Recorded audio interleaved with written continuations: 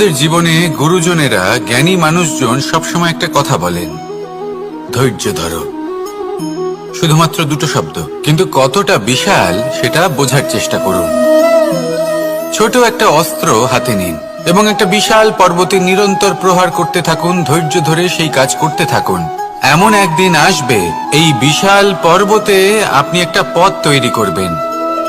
কোনো ধনুর্ধর যখন নিজের বিদ্যা অর্জন করেন, তখন তাকেও ধৈর্য ধরতে হয়, তার নিজেকে সময় দিতে হয়, তবেই সে ধনুর্বিদ্যা শিখতে পারে। সেইভাবে আমাদের জীবনেও ধৈর্য ধরার খুব প্রয়োজন।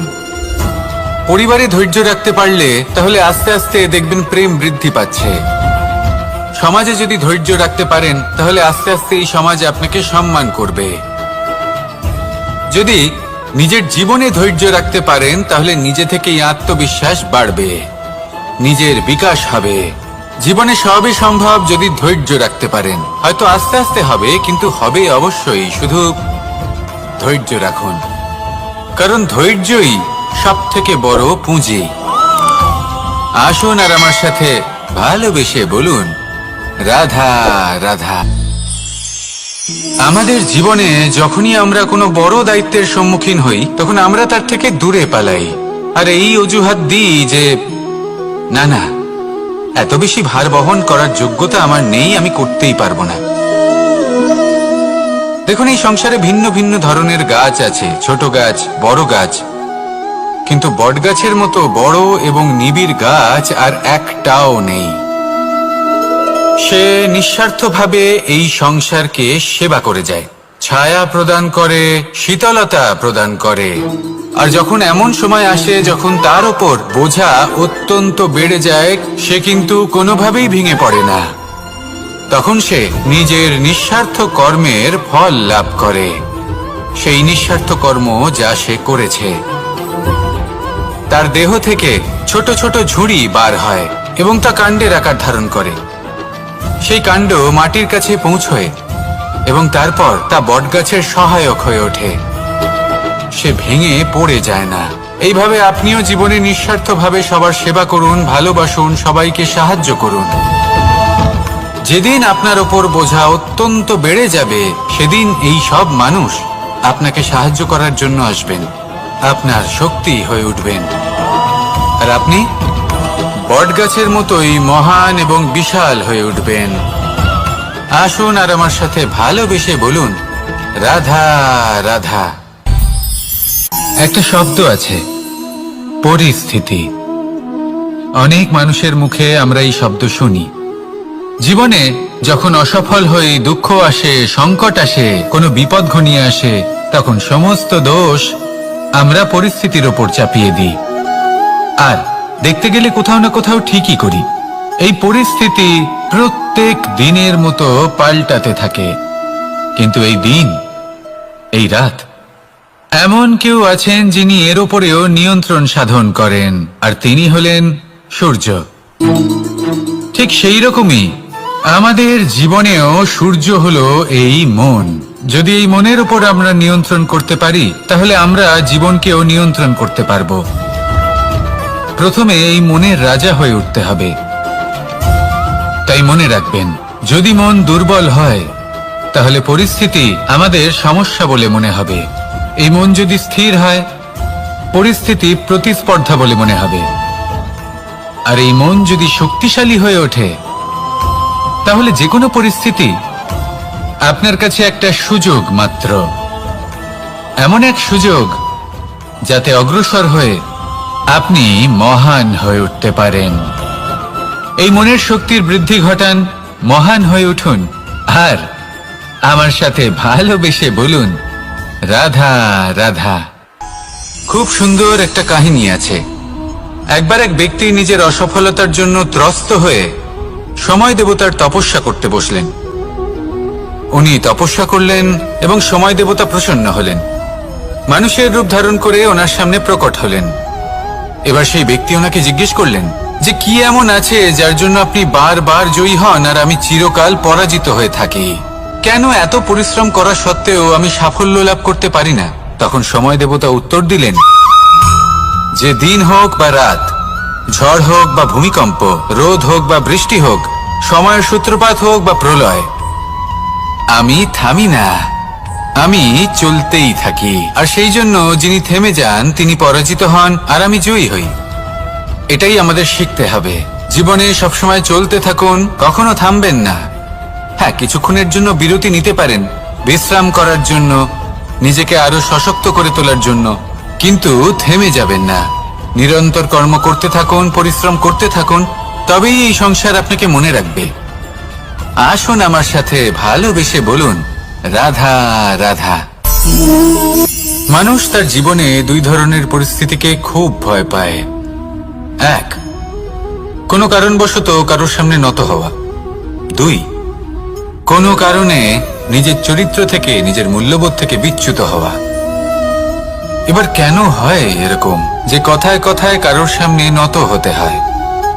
কেন বারংবার নিজের চরিত্র থেকে চ্যুত হতে হয়? এরকম কেন হয়? এটা তখনই হয় যখন আমাদের শিক্ষা এবং মূল্যবোধের অভাব থাকে।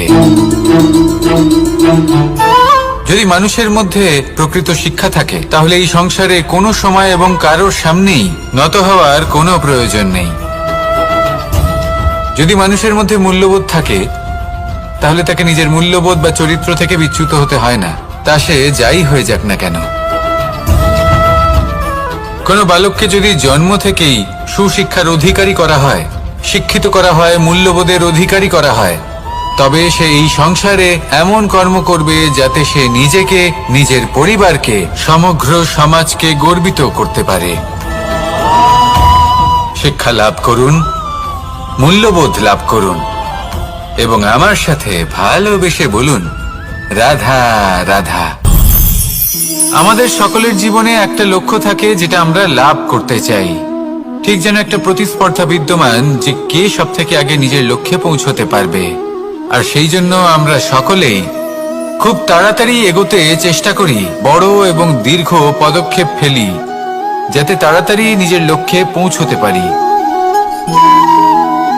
কিন্তু এক অত্যন্ত গুরুত্বপূর্ণ বিষয় আছে, সবসময় লক্ষ্য সামনে থাকবে না, কখনো কখনো তা খুঁজতে হয়। এই যাত্রা খুব কঠিন হতে পারে, আর ঠিক এই কারণেই সবসময় দ্রুত গতিতে চলা বা তাড়াতাড়ি পথে চলা সেটা আবশ্যক নয়। তার থেকেও বেশি গুরুত্বপূর্ণ হলো ভেবেচিন্তে তারপর পথ চলা। যদি ভেবেচিন্তে পদক্ষেপ ফেলেন, চলতে পারেন, তাহলে সেটাই সর্বশ্রেষ্ঠ পদক্ষেপ। কখন কোন দিকে যেতে হবে, কখন কোথায় দিক পাল্টানো যাবে না, কখন গতি বেশি রাখতে হবে, কখন কম, কখন থামবো, কখন চলবো, এই সব কিছুর বিষয়ে জ্ঞান অত্যন্ত গুরুত্বপূর্ণ এবং ভেবে চিন্তে চলতেই হবে। সেই জন্য শুধু তীব্র গতিতে সামনে এগোলে চলবে না, ভাবনা চিন্তা করে এগোতে হবে। আসুন আমার সাথে ভালোবেসে বলুন, রাধা রাধা। পায়েস হলো আমার বিশেষ প্রিয়। এর মধুর স্বাদ মনকে প্রফুল্ল করে তোলে। ছোটবেলায় মা আমার জন্য পায়েস বানাতেন এবং আমাকে বলতেন যে গরম থাকতে থাকতে খেয়ে নে কানাই, ঠান্ডা হয়ে গেলে ভালো লাগবে না। কিন্তু আমিও দুষ্টু ছিলাম, ঠান্ডা হওয়া পর্যন্ত অপেক্ষা করতাম, আর ঠান্ডা হয়ে যাওয়ার পরে মার কাছে যেতাম আর ওনাকে বলতাম যে মা, পায়েস তো ঠান্ডা হয়ে গেছে, এটা গরম করে দিন। তখন মা হাসতেন আর বলতেন যে পায়েস না হয় আমি আবার গরম করে দেব কানাই, কিন্তু এর মধুর স্বাদ, সেই মিষ্টত্ব, সেই সুবাস, সেটা আবার ফিরে আসবে না। কথাটা সত্যি, আর এই সত্যটাই আমাদেরও জীবনের সত্য। আমাদের জীবনের মধুর সম্পর্কগুলি, এতে যখন কটুভাব প্রবেশ করে তখন সেই মিষ্টত্ব ফিরিয়ে আনা প্রায় অসম্ভব ব্যাপার হয়ে যায়। আপনি চেষ্টা করে সেই সম্পর্ক ঠিক করতেই পারবেন, তার জন্য অগাধ পরিশ্রম করতে হবে, কিন্তু আবার সেই মিষ্টত্ব কখনো ফিরে আসবে না। সেই জন্য আপনার জীবনের যে মধুর সম্পর্ক আছে, যতটা সম্ভব চেষ্টা করুন তাতে মিষ্টত্ব বজায় রাখতে। কটুভাব আসতে দেবেন না। আসুন আর আমার সাথে মধুর স্বরে বলুন, রাধা রাধা। শব্দ, শব্দ আসলে কি? শুধুই কয়েকটি অক্ষরের সমষ্টি, নাকি আমাদের বাণী, এই শব্দ এমন এক শক্তি যা কাউকে এই নিজের বশবর্তী করে ফেলতে পারে। শব্দ এমন এক অস্ত্র যা কাউকে ক্ষত বিক্ষত করে দিতে পারে।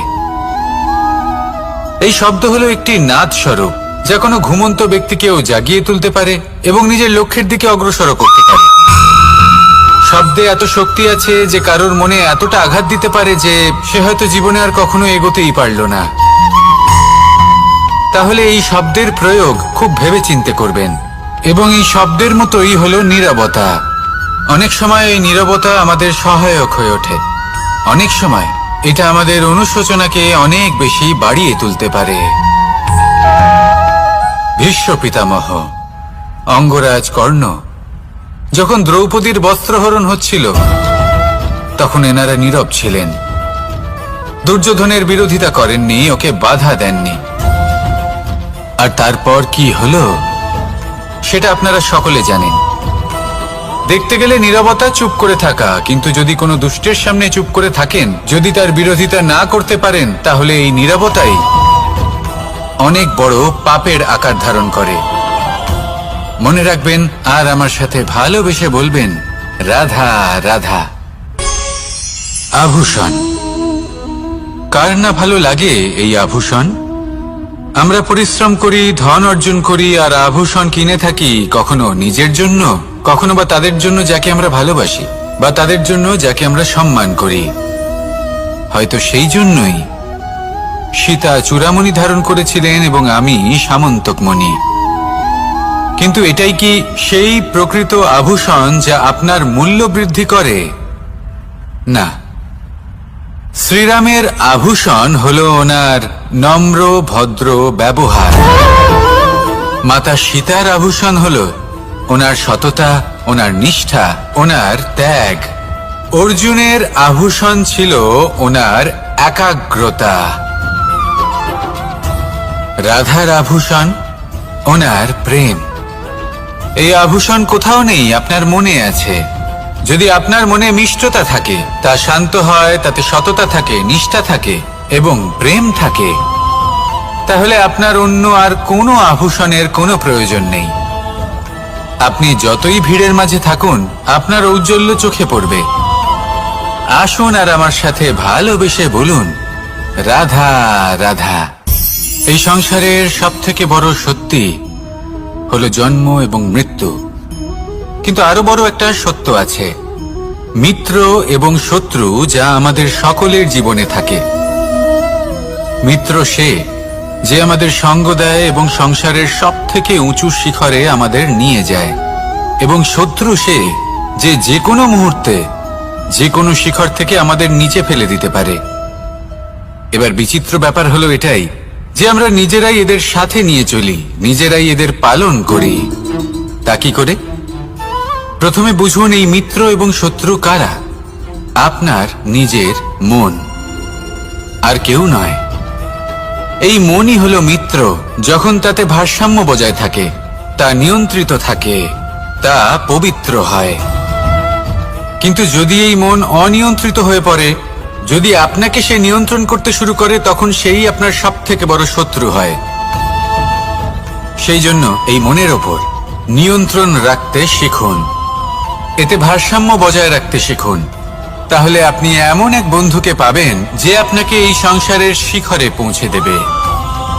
আসুন আমার সাথে ভালোবেসে বলুন, রাধা রাধা। ঈশ্বর আসলে কে? সংসারের বেশিরভাগ মানুষের কাছে ঈশ্বর হলেন এই সংসারের রচয়িতা, পালনকর্তা। কারোর কাছে উনি জ্ঞাতা, কারোর কাছে উনি হলেন আস্থার প্রতীক, আবার কারোর জন্য শুধুমাত্র অন্ধ বিশ্বাস। কিন্তু এই ঈশ্বর কি কোনো শরীর, নাকি একটা বোধ, নাকি শুধুই শ্রদ্ধা? ঈশ্বর হলেন তিনি যিনি হলেন আপনার ইষ্ট। সেই জন্যই তো গুরু, মাতা, পিতা এনাদেরও ঈশ্বরই বলা হয়েছে। যাদেরকে আমরা ঈশ্বর বলে মনে করি, যারা আমাদের ইষ্ট, তারা আমাদের একটি পথ দেখান, একটি দিকে চালিত করেন। সেই পথে চলে আপনি শুভ কর্ম করতে পারেন। আর যখন কোনো ব্যক্তি তার ঈশ্বরের আদেশ পালন করেন তখন সে নিজে থেকেই শুভ পথে অগ্রসর হয়ে যান। বেশ কয়েকজন মানুষ ঈশ্বরের ওপর আস্থা রাখেন এবং ভাবেন যে অনুচিত কোনো কাজ করা উচিত নয়, ঈশ্বর দেখছেন। ওনারা ভয় পান যে কোনো অনুচিত কর্ম করলে কে জানে তার পরিণাম কি হবে। এমন অনেক ব্যক্তি রয়েছেন যারা ঈশ্বরকে বিশ্বাস করেন এবং জানেন যে ঈশ্বর তাদেরকে দেখছেন, তাই যে যে শুভ কর্ম ওনারা করেছেন তার ফল তারা অবশ্যই পাবেন। এবার আপনি ভয় পেয়ে ঈশ্বরকে বিশ্বাস করবেন নাকি বিশ্বাসের দ্বারা ঈশ্বরকে বিশ্বাস করবেন, সেই সিদ্ধান্ত আপনারই। কিন্তু হ্যাঁ, যদি আপনার মনে ঈশ্বরের জন্য কোনো স্থান থাকে, যদি আপনার কোনো ইষ্ট থাকেন, যদি আপনি কাউকে ঈশ্বর মনে করেন যার প্রত্যেক আদেশ আপনি পালন করে থাকেন, তাহলে বলি ঈশ্বর কখনো আপনাকে অনুচিত পথে চালিত করবেন না। আসুন আমার সাথে ভালোবেসে বলুন, রাধা রাধা। এই সংসারে ভিন্ন ভিন্ন ধরনের গাছ আছে, অসংখ্য ধরনের প্রজাতি আছে। কিছু গাছ পাতা দিয়ে থাকে, কিছু ফুল, কিছু ফল। কেউ ছায়া প্রদান করে, কেউ শীতলতা প্রদান করে, কেউ নিজেকে খুব কষ্ট দিয়ে এই সংসারের বিকাশে সহায়ক হয়ে ওঠে। কিন্তু এই সবার মধ্যে একটা বিষয় কিন্তু সমান, এরা প্রত্যেকেই পাতা ছাড়া, ফুল ছাড়া, ফল ছাড়া জীবিত থাকতেই পারে, কিন্তু কোনো বৃক্ষই শিকড় ছাড়া বেঁচে থাকতেই পারে না। এটাই হলো রাধার। ঠিক সেইভাবেই আমাদের জীবনে শক্তি হোক, ধন হোক বা সাফল্য হোক, আমাদের বা আমাদের পরিবারের প্রসন্নতাই হোক, এই সব কিছুর আধার হলো, সবকিছুর মূল হলো পরিশ্রম। তাই জীবনে চিরকাল পরিশ্রম করতে থাকুন। যদি আপনি জীবনে মহান হবার পথে অগ্রসর হতে চান, তাহলে পরিশ্রম করুন। এই পরিশ্রম দ্বারাই নিজের পরিবারকে প্রসন্ন করুন, নিজের বন্ধুদের প্রসন্ন করুন, এই সমাজকে গর্বিত করুন। আসুন আমার সাথে ভালোবেসে বলুন, রাধা রাধা। কখনো কোনো বাগানের কোনো বৃক্ষকে দেখেছেন যেখানে সুগন্ধি ফুল থাকে, রসালো ফল থাকে? তখন মন প্রফুল্ল হয়ে ওঠে, মন থেকে সেই বৃক্ষের প্রতি ভালোবাসা জন্মায়। কিন্তু যিনি বাগানের মালিক, শুধুমাত্র তিনিই জানেন যে কিভাবে এই বৃক্ষকে আগলে রাখতে হয়, কিভাবে তার পরিচর্যা করলে এতে সুন্দর সুগন্ধি ফুল হবে, রসালো ফল হবে। কখনো কখনো প্রয়োজনের থেকে বেশি রোদ পেলে এই বৃক্ষগুলি শুকিয়ে যায়, প্রয়োজনের থেকে কম রোদ পেলেও এই বৃক্ষ কিন্তু শুকিয়ে যায়। প্রয়োজনের থেকে কম জল যদি পায়, এই বৃক্ষ শুকিয়ে যেতে পারে। প্রয়োজনের থেকে অতিরিক্ত জল যদি পায়, তখনও এই বৃক্ষের শিকড়গুলি নষ্ট হয়ে যেতে পারে। এবার এটাই কিন্তু আমাদের সংসারের সাথেও হয়। আমাদের সংসারের সকল প্রতিভাশালী ব্যক্তি, যেমন লেখক, বিচারক, প্রবক্তা, যোদ্ধা, এদের সবার ক্ষেত্রে এই কথাটাই প্রযোজ্য। যদি বেশি প্রশংসা করা হয়, তাহলেও এরা হারিয়ে যাবেন।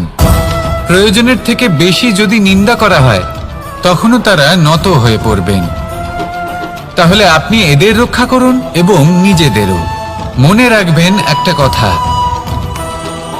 জেনে রাখুন কখন কোন নিন্দায় আপনি লজ্জিত হবেন না, আর কখন কোন প্রশংসার দ্বারা নিজের মধ্যে অহংবোধ জাগ্রত করবেন না।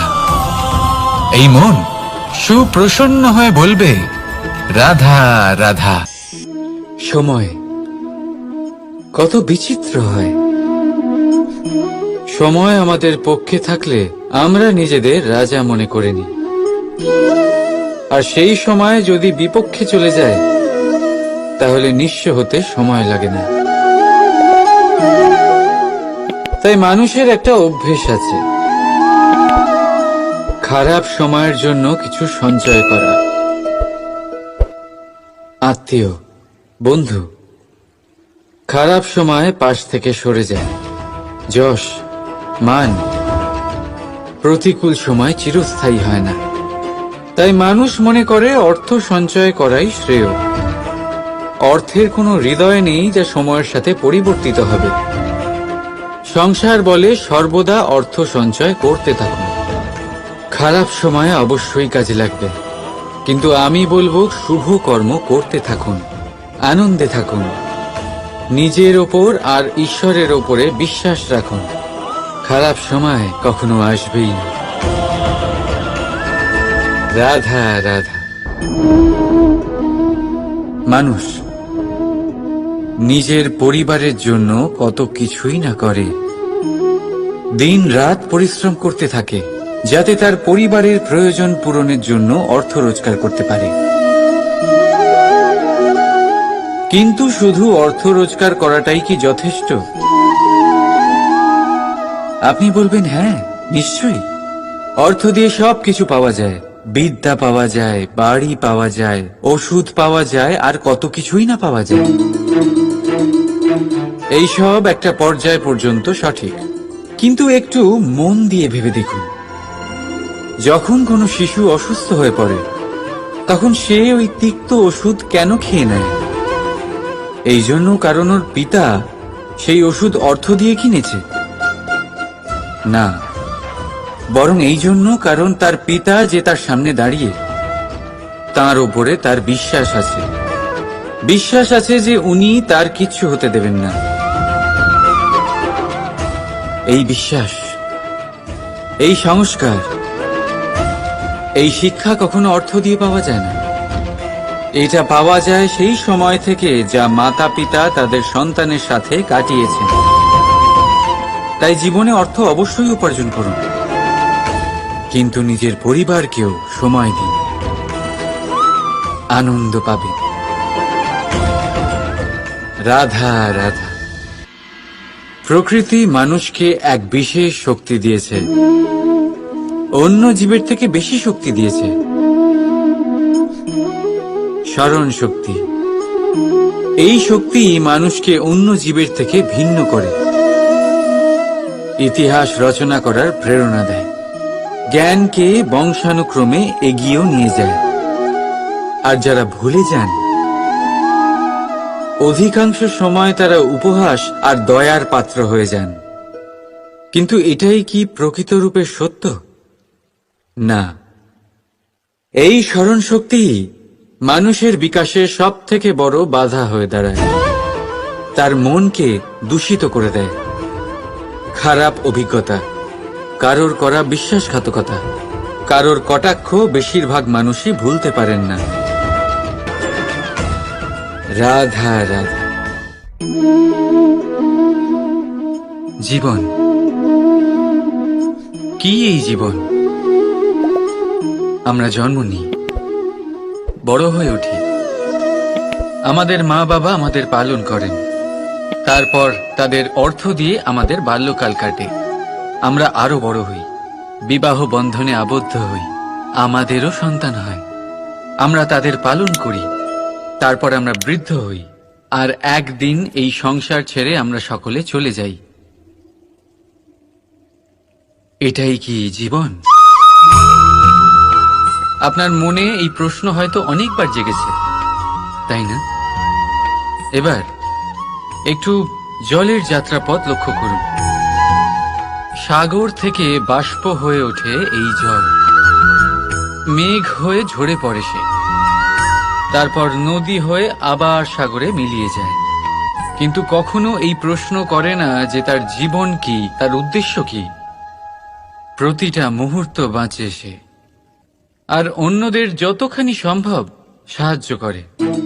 যখন সাগরে থাকে তখন অসংখ্য জীবকে জীবন দান করে। যখন সাগর থেকে বাষ্প হয়ে মেঘ হয়ে যায় তখন চাষিদের মনে এই আশা জাগায় যে ফসল আবার ফলবে। যখন বর্ষা হয়ে ঝরে পড়ে তখন এই শুকনো শুধু এই জীবন বাঁচুন, আর যতটা সম্ভব সবাইকে আনন্দ প্রদান করুন। মন প্রসন্ন হয়ে বলবে রাধা রাধা। কখনো বৃষ্টির জন্য হওয়া কাদার মধ্যে দিয়ে আপনি নিজের বাড়ি ফিরেছেন? পাদুকা পরার জন্য আপনি ওই কাদা থেকে অবশ্যই বেঁচে যান, কিন্তু সেই পাদুকা থেকে আগত নোংরা কাদার ছিটে আপনার বস্ত্রকে ময়লা করেই দেয়। কিন্তু তাও সেই ছিটের জন্য আপনার বস্ত্র ময়লা হয়ে যাবে, সেই জন্য আপনি পাদুকা পরা ছেড়ে দেন না। ঠিক সেইভাবেই জীবনে এমন কিছু মানুষও আসেন যারা পাদুকার মতো হন, যারা আপনাকে কাদার থেকে বাঁচিয়ে নেন, কিন্তু বস্ত্ররূপী আপনার মনের উপরে আশঙ্কার দাগ ছেড়ে যান।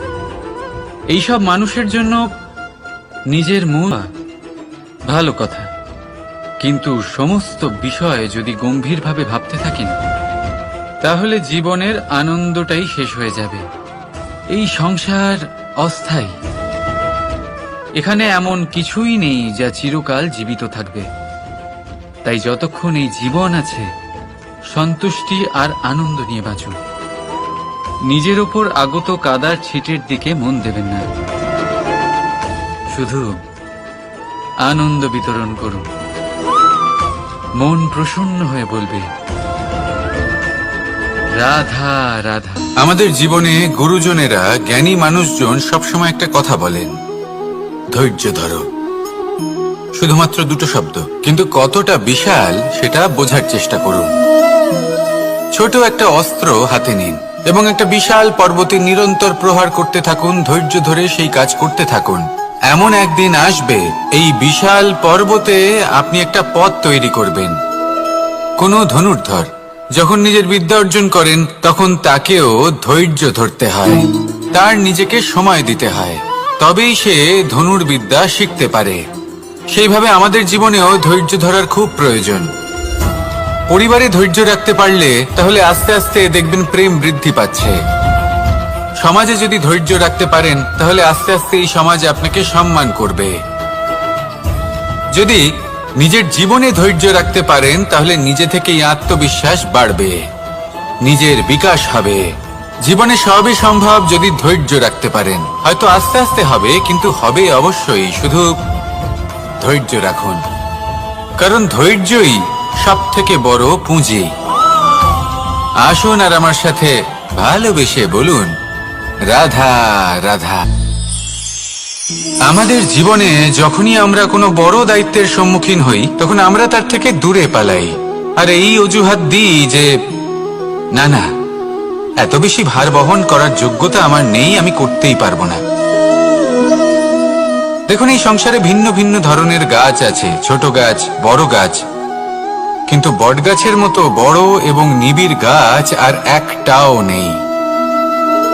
সে নিঃস্বার্থভাবে এই সংসারকে সেবা করে যায়, ছায়া প্রদান করে, শীতলতা প্রদান করে। আর যখন এমন সময় আসে যখন তার ওপর বোঝা অত্যন্ত বেড়ে যায়, সে কিন্তু কোনোভাবেই ভেঙে পড়ে না। তখন সে নিজের নিঃস্বার্থ কর্মের ফল লাভ করে, সেই নিঃস্বার্থ কর্ম যা সে করেছে। তার দেহ থেকে ছোট ছোট ঝুড়ি বার হয় এবং তা কাণ্ডের আকার ধারণ করে। সেই কাণ্ড মাটির কাছে পৌঁছয় এবং তারপর তা বটগাছের সহায়ক হয়ে ওঠে। সে ভেঙে পড়ে যায় না। এইভাবে আপনিও জীবনে নিঃস্বার্থভাবে সবার সেবা করুন, ভালোবাসুন, সবাইকে সাহায্য করুন। যেদিন আপনার ওপর বোঝা অত্যন্ত বেড়ে যাবে সেদিন এই সব মানুষ আপনাকে সাহায্য করার জন্য আসবেন, আপনার শক্তি হয়ে উঠবেন, আর আপনি বটগাছের মতোই মহান এবং বিশাল হয়ে উঠবেন। আসুন আর আমার সাথে ভালোবেসে বলুন, রাধা রাধা। একটা শব্দ আছে, পরিস্থিতি। অনেক মানুষের মুখে আমরা এই শব্দ শুনি। জীবনে যখন অসফল হই, দুঃখ আসে, সংকট আসে, কোনো বিপদ ঘনিয়ে আসে, তখন সমস্ত দোষ আমরা পরিস্থিতির ওপর চাপিয়ে দিই। আর দেখতে গেলে কোথাও না কোথাও ঠিকই করি। এই পরিস্থিতি প্রত্যেক দিনের মতো পাল্টাতে থাকে, কিন্তু এই দিন, এই রাত, এমন কেউ আছেন যিনি এর উপরেও নিয়ন্ত্রণ সাধন করেন, আর তিনি হলেন সূর্য। ঠিক সেই রকমই আমাদের জীবনেও সূর্য হলো এই মন। যদি এই মনের উপর আমরা নিয়ন্ত্রণ করতে পারি তাহলে আমরা জীবনকেও নিয়ন্ত্রণ করতে পারবো। প্রথমে এই মনের রাজা হয়ে উঠতে হবে। তাই মনে রাখবেন, যদি মন দুর্বল হয় তাহলে পরিস্থিতি আমাদের সমস্যা বলে মনে হবে। এই মন যদি স্থির হয় পরিস্থিতি প্রতিস্পর্ধা বলে মনে হবে। আর এই মন যদি শক্তিশালী হয়ে ওঠে, তাহলে যে কোনো পরিস্থিতি আপনার কাছে একটা সুযোগ মাত্র, এমন এক সুযোগ যাতে অগ্রসর হয়ে আপনি মহান হয়ে উঠতে পারেন। এই মনের শক্তির বৃদ্ধি ঘটান, মহান হয়ে উঠুন, আর আমার সাথে ভালোবেসে বলুন, রাধা রাধা। খুব সুন্দর একটা কাহিনী আছে। একবার এক ব্যক্তি নিজের অসফলতার জন্য ত্রস্ত হয়ে সময় দেবতার তপস্যা করতে বসলেন। উনি তপস্যা করলেন এবং সময় দেবতা প্রসন্ন হলেন, মানুষের রূপ ধারণ করে ওনার সামনে প্রকট হলেন। এবার সেই ব্যক্তি ওনাকে জিজ্ঞেস করলেন যে কি এমন আছে যার জন্য আপনি বারবার জয়ী হন আর আমি চিরকাল পরাজিত হয়ে থাকি? কেন এত পরিশ্রম করা সত্ত্বেও আমি সাফল্য লাভ করতে পারি না? তখন সময় দেবতা উত্তর দিলেন যে দিন হোক বা রাত, ঝড় হোক বা ভূমিকম্প, রোদ হোক বা বৃষ্টি হোক, সময়ের সূত্রপাত হোক বা প্রলয়, আমি থামি না, আমি চলতেই থাকি। আর সেই জন্য যিনি থেমে যান তিনি পরাজিত হন আর আমি জয়ী হই। এটাই আমাদের শিখতে হবে। জীবনে সবসময় চলতে থাকুন, কখনো থামবেন না। হ্যাঁ, কিছুক্ষণের জন্য বিরতি নিতে পারেন, বিশ্রাম করার জন্য, নিজেকে আরো সশক্ত করে তোলার জন্য, কিন্তু থেমে যাবেন না। নিরন্তর কর্ম করতে থাকুন, পরিশ্রম করতে থাকুন, তবেই এই সংসার আপনাকে মনে রাখবে। আসুন আমার সাথে ভালোবেসে বলুন, রাধা রাধা। মানুষ তার জীবনে দুই ধরনের পরিস্থিতিকে খুব ভয় পায়। এক, কোনো কারণবশত কারোর সামনে নত হওয়া। দুই, কোনো কারণে নিজের চরিত্র থেকে, নিজের মূল্যবোধ থেকে বিচ্যুত হওয়া। এবার কেন হয় এরকম যে কথায় কথায় কারোর সামনে নত হতে হয়? কেন বারংবার নিজের চরিত্র থেকে চ্যুত হতে হয়? এরকম কেন হয়? এটা তখনই হয় যখন আমাদের শিক্ষা এবং মূল্যবোধের অভাব থাকে। যদি মানুষের মধ্যে প্রকৃত শিক্ষা থাকে, তাহলে এই সংসারে কোনো সময় এবং কারোর সামনেই নত হওয়ার কোনো প্রয়োজন নেই। যদি মানুষের মধ্যে মূল্যবোধ থাকে, তাহলে তাকে নিজের মূল্যবোধ বা চরিত্র থেকে বিচ্যুত হতে হয় না, তা সে যাই হয়ে যাক না কেন। কোনো বালককে যদি জন্ম থেকেই সুশিক্ষার অধিকারী করা হয়, শিক্ষিত করা হয়, মূল্যবোধের অধিকারী করা হয়, তবে সে এই সংসারে এমন কর্ম করবে যাতে সে নিজেকে, নিজের পরিবারকে, সমগ্র সমাজকে গর্বিত করতে পারে। শিক্ষা লাভ করুন, মূল্যবোধ লাভ করুন এবং আমার সাথে ভালোবেসে বলুন, রাধা রাধা। আমাদের সকলের জীবনে একটা লক্ষ্য থাকে যেটা আমরা লাভ করতে চাই। ঠিক যেন একটা প্রতিস্পর্ধা বিদ্যমান যে কে সব থেকে আগে নিজের লক্ষ্যে পৌঁছতে পারবে। আর সেই জন্য আমরা সকলেই খুব তাড়াতাড়ি এগোতে চেষ্টা করি, বড় এবং দীর্ঘ পদক্ষেপ ফেলি যাতে তাড়াতাড়ি নিজের লক্ষ্যে পৌঁছতে পারি। কিন্তু এক অত্যন্ত গুরুত্বপূর্ণ বিষয় আছে, সবসময় লক্ষ্য সামনে থাকবে না, কখনো কখনো তা খুঁজতে হয়। এই যাত্রা খুব কঠিন হতে পারে। আর ঠিক এই কারণেই সবসময় দ্রুত গতিতে চলা বা তাড়াতাড়ি পথে চলা সেটা আবশ্যক নয়। তার থেকেও বেশি গুরুত্বপূর্ণ হলো ভেবেচিন্তে তারপর পথ চলা। যদি ভেবেচিন্তে পদক্ষেপ ফেলেন, চলতে পারেন, তাহলে সেটাই সর্বশ্রেষ্ঠ পদক্ষেপ। কখন কোন দিকে যেতে হবে, কখন কোথায় দিক পাল্টানো যাবে না, কখন গতি বেশি রাখতে হবে, কখন কম, কখন থামবো, কখন চলবো, এই সব কিছুর বিষয়ে জ্ঞান অত্যন্ত গুরুত্বপূর্ণ এবং ভেবে চিন্তে চলতেই হবে। সেই জন্য শুধু তীব্র গতিতে সামনে এগোলে চলবে না, ভাবনা চিন্তা করে এগোতে হবে। আসুন আমার সাথে ভালোবেসে বলুন, রাধা রাধা। পায়েস হলো আমার বিশেষ প্রিয়। এর মধুর স্বাদ মনকে প্রফুল্ল করে তোলে। ছোটবেলায় মা আমার জন্য পায়েস বানাতেন এবং আমাকে বলতেন যে গরম থাকতে থাকতে খেয়ে নে কানাই, ঠান্ডা হয়ে গেলে ভালো লাগবে না। কিন্তু আমিও দুষ্টু ছিলাম, ঠান্ডা হওয়া পর্যন্ত অপেক্ষা করতাম, আর ঠান্ডা হয়ে যাবার পরে মার কাছে যেতাম আর ওনাকে বলতাম যে মা, পায়েস তো ঠান্ডা হয়ে গেছে, এটা গরম করে দিন। তখন মা হাসতেন আর বলতেন যে পায়েস না হয় আমি আবার গরম করে দেব কানাই, কিন্তু এর মধুর স্বাদ, সেই মিষ্টত্ব, সেই সুবাস সেটা আবার ফিরে আসবে না। কথাটা সত্যি। আর এই সত্যটাই আমাদেরও জীবনের সত্য। আমাদের জীবনের মধুর সম্পর্কগুলি এতে যখন কটুভাব প্রবেশ করে তখন সেই মিষ্টত্ব ফিরিয়ে আনা প্রায় অসম্ভব ব্যাপার হয়ে যায়। আপনি চেষ্টা করে সেই সম্পর্ক ঠিক করতেই পারবেন, তার জন্য অগাধ পরিশ্রম করতে হবে, কিন্তু আবার সেই মিষ্টত্ব কখনো ফিরে আসবে না। সেই জন্য আপনার জীবনের যে মধুর সম্পর্ক আছে যতটা সম্ভব চেষ্টা করুন তাতে মিষ্টত্ব বজায় রাখতে। কটুভাব আসতে দেবেন না। আসুন আর আমার সাথে মধুর স্বরে বলুন, রাধা রাধা। শব্দ শব্দ আসলে কি? শুধুই কয়েকটি অক্ষরের সমষ্টি, নাকি আমাদের বাণী? এই শব্দ এমন এক শক্তি যা কাউকেই নিজের বশবর্তী করে ফেলতে পারে।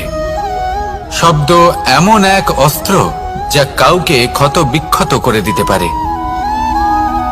এই শব্দ হলো একটি নাদ স্বরূপ যা কোনো ঘুমন্ত ব্যক্তিকেও জাগিয়ে তুলতে পারে এবং নিজের লক্ষ্যের দিকে অগ্রসর করতে পারে। শব্দে এত শক্তি আছে যে কারোর মনে এতটা আঘাত দিতে পারে যে সে হয়তো জীবনে আর কখনো এগোতেই পারল না। তাহলে এই শব্দের প্রয়োগ খুব ভেবেচিন্তে করবেন। এবং এই শব্দের মতোই হলো নীরবতা। অনেক সময় এই নীরবতা আমাদের সহায়ক হয়ে ওঠে। অনেক সময় এটা আমাদের অনুশোচনাকে অনেক বেশি বাড়িয়ে তুলতে পারে। ভীষ্ম পিতামহ, অঙ্গরাজ কর্ণ যখন দ্রৌপদীর বস্ত্রহরণ হচ্ছিল তখন এনারা নীরব ছিলেন। দুর্যোধনের বিরোধিতা করেননি, ওকে বাধা দেননি। আর তারপর কি হলো সেটা আপনারা সকলে জানেন। দেখতে গেলে নীরবতা চুপ করে থাকা, কিন্তু যদি কোনো দুষ্টের সামনে চুপ করে থাকেন, যদি তার বিরোধিতা না করতে পারেন, তাহলে এই নীরবতাই অনেক বড় পাপের আকার ধারণ করে। মনে রাখবেন আর আমার সাথে ভালোবেসে বলবেন, রাধা রাধা। আভূষণ। কার না ভালো লাগে এই আভূষণ? আমরা পরিশ্রম করি, ধন অর্জন করি আর আভূষণ কিনে থাকি, কখনো নিজের জন্য, কখনো বা তাদের জন্য যাকে আমরা ভালোবাসি, বা তাদের জন্য যাকে আমরা সম্মান করি। হয়তো সেই জন্যই সীতা চূড়ামণি ধারণ করেছিলেন এবং আমি সামন্তকমণি। কিন্তু এটাই কি সেই প্রকৃত আভূষণ যা আপনার মূল্য বৃদ্ধি করে? না। শ্রীরামের আভূষণ হলো ওনার নম্র ভদ্র ব্যবহার। মাতা সীতার আভূষণ হলো ওনার সততা, ওনার নিষ্ঠা, ওনার ত্যাগ। অর্জুনের আভূষণ ছিল ওনার একাগ্রতা। রাধার আভূষণ ওনার প্রেম। এই আভূষণ কোথাও নেই, আপনার মনে আছে। যদি আপনার মনে মিষ্টতা থাকে, তা শান্ত হয়, তাতে সততা থাকে, নিষ্ঠা থাকে এবং প্রেম থাকে, তাহলে আপনার অন্য আর কোনো আভূষণের কোনো প্রয়োজন নেই। আপনি যতই ভিড়ের মাঝে থাকুন, আপনার ঔজ্জ্বল্য চোখে পড়বে। আসুন আর আমার সাথে ভালোবেসে বলুন, রাধা রাধা।